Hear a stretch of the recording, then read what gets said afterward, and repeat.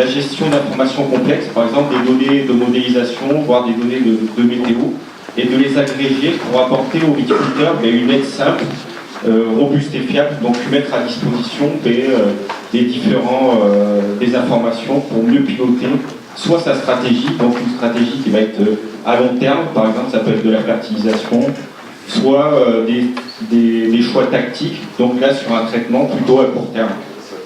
Donc de plus en plus ces solutions, elles sont disponibles, elles sont déjà disponibles sur internet, mais de plus en plus elles sont disponibles sur des tablettes, voire des smartphones. Donc elles vont faire intervenir à la fois des observations du viticulteur ou du conseiller, parfois même des capteurs de plus en plus, voire de la modélisation des données. Donc au niveau des OAD, donc, on a à la fois des données d'entrée, donc par exemple ça peut être la plateforme Epicure, donc, qui regroupe à la fois les données de Météo France, et aussi des données de modélisation, donc les modèles potentiels système, et aussi des modèles du SRAL. Et donc voilà quelques outils qui sont disponibles pour la réduction des phytos, comme PulpEco, donc qui va traiter la qualité de pulvérisation, Optidose, et donc un système expert des citrètes qu'on commence à développer sur le terrain. Donc PulpEco, l'objectif de PulpEco, ça va être de comparer la qualité de différents types de pulvérisateurs. Donc il se base sur les données issues de la plateforme Evas Previty. Je crois qu'il y aura une petite présentation tout à l'heure sur la qualité de pulvérisation. Donc il va prendre à la fois en compte la qualité du pulvérisateur en fonction de ses équipements, du type de bus, mais aussi de la configuration, enfin, du passage, de la configuration du passage dans les rangs, par exemple un passage tous les 2 rangs ou un passage en face par face. Voilà. Donc il va aussi calculer un potentiel de réduction, cet outil d'adaptation va nous permettre de calculer un potentiel de réduction en comparant par rapport à un pulvérisateur de référence qui peut être par exemple le pulvérisateur de notre exploitation. Et donc, ici on peut voir un pulvérisateur de référence qu'on a choisi. Par exemple, ça peut être une voûte pneumatique avec un passage tous les 2 rangs. Et on va comparer par rapport à un outil en face par exemple, avec des descentes en jet porté avec des bouses à injection d'air. Et on voit on a une application améliorée de 41% avec ce dispositif. Donc l'outil estime qu'on a un potentiel de réduction par rapport à la dose homologuée de 40%. Voilà. Il y a aussi l'outil Optidose, donc, qui existe qui est développé depuis 2005 et qui est gratuit sur la plateforme Epicure. Donc il permet, à partir de paramètres d'observation au vignoble assez simples et de l'outil de modélisation potentiel système, et de définir la dose, une adaptation de dose par rapport au contexte. Donc il permet de réduire environ entre 25 et 50% les produits phytopharmaceutiques. Voilà.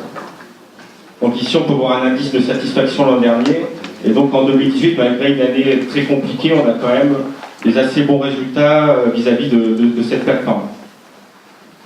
Il y a aussi un réseau qui se développe en parallèle d'Optidose, donc le réseau Optidose Pro, qui permet en échange des données du calendrier de traitement, mais aussi des paramètres de pulvérisation, d'obtenir le risque modélisé par potentiel système à J+7, donc gratuitement.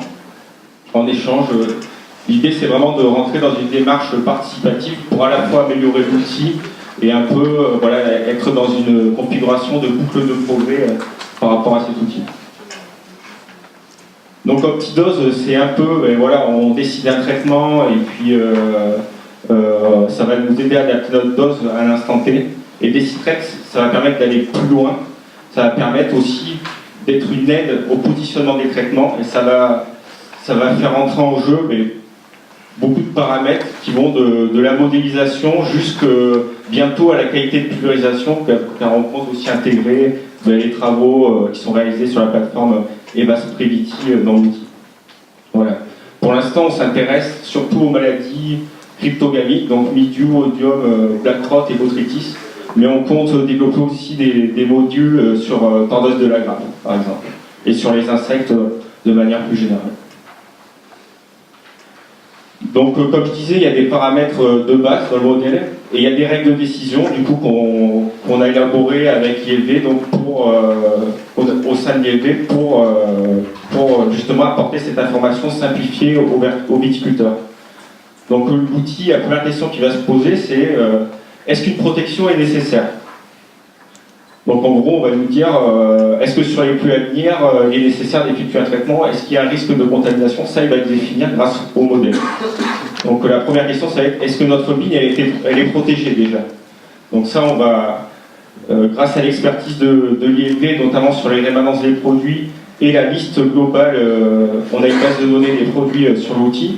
Ça va nous permettre de dire est-ce que la vigne est protégée, mais ça va aussi nous permettre de dire, de faire un choix de traitement si la vigne est plus protégée. Donc dans cet outil, il faut savoir qu'il y a Optidos qui est intégré, évidemment, comme module.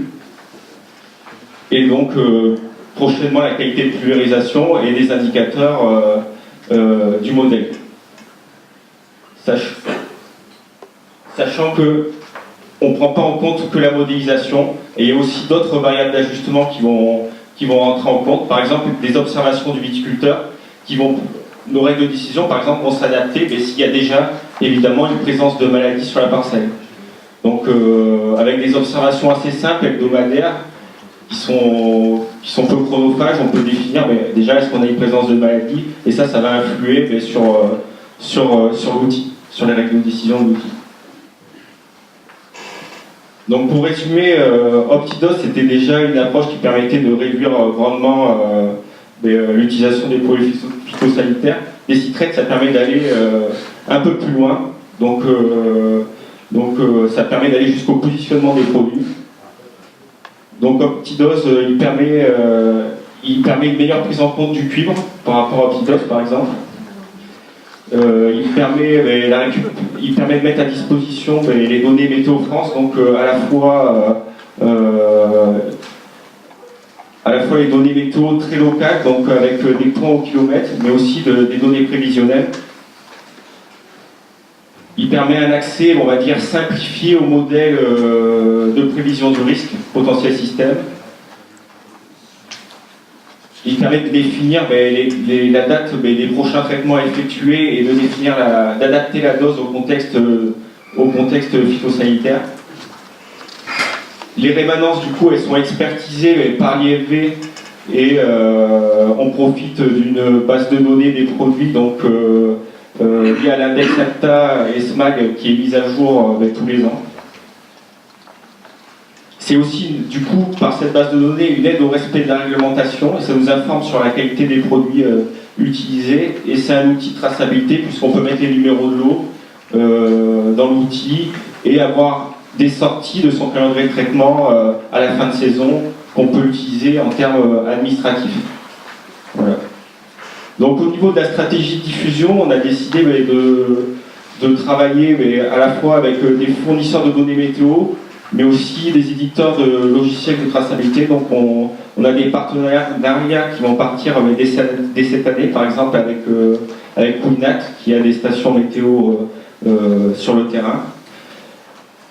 Et on prévoit aussi de travailler, donc de fournir notre outil avec les données Météo France via des accompagnateurs, par exemple des chambres d'agriculture. Ouais.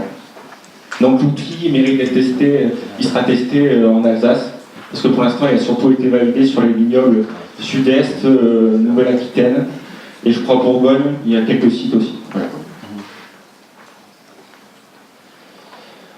En conclusion, voilà, on voit qu'on a des OAD qui vont de la pulvérisation jusqu'au positionnement des traitements. On a un outil des citrètes qui est une approche multipathogène et qui intègre un peu tous les travaux qui ont été réalisés dans le cadre d'Ecophyto par l'ILV national. Donc après, voilà, il y a des nouveaux enjeux qui arrivent, notamment on parlait de l'intégration du biocontrôle, mais là on travaille dans le cadre de défis expérimentation donc du projet avec une parcelle en Alsace sur cette intégration.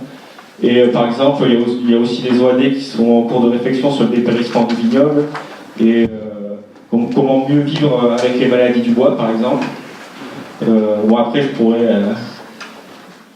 Et on travaille aussi sur des OAD qui prennent en compte du coup la régulation naturelle au niveau des parcelles pour adapter les traitements et donc l'utilisation d'insecticides pour la gestion des tendoses de la grappe. Donc ça bouge pas mal sur les OAD en ce moment. Et, voilà, il y a pas mal de perspectives et comme on le disait tout à l'heure, il y a pas mal d'enjeux aussi en ce moment qui vont jusqu'au climat. Voilà. Donc pour finir, il y a plein d'OAD à l'IEV. Moi j'ai présenté que les OAD éco-phyto. Il y a aussi des OAD en viticulture, en œnologie, sur les coûts de production. Et il y a aussi des outils plus globaux pour travailler l'approche de l'agroécologie. Voilà. Je vous remercie de votre attention.